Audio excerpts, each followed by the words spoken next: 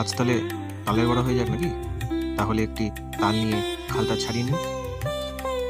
এবারে একটু জল তালের গায়ে দিয়ে ডলে ডলে আদর করুন এইভাবে। এবারে ঘসঘস করে ঘষে ফেলুন তো শিগগিরই।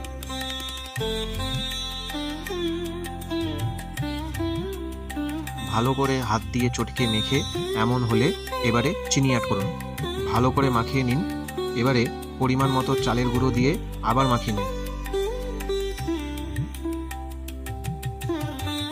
কিছুক্ষণ মেখে সুজি অ্যাড করুন। সুজি ভালো করে মেশানো হয়ে গেলে একটি পাত্রে তুলে রেডি করে রাখুন।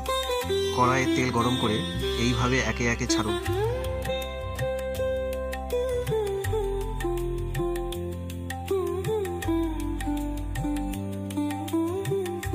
একটু উল্টে পাল্টে দেখুন, একদিক লাল হয়ে এলে অন্যদিকে লাল করে ভাজুন।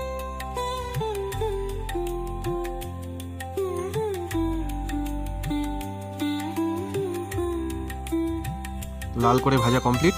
এবারে একটি পাত্রে তুলে খান গরম গরম তালের বড়া। আর ফ্রিজে রেখে ঠান্ডা ঠান্ডা কার ভালো লাগে খেতে জানাতে ভুলবেন না কিন্তু।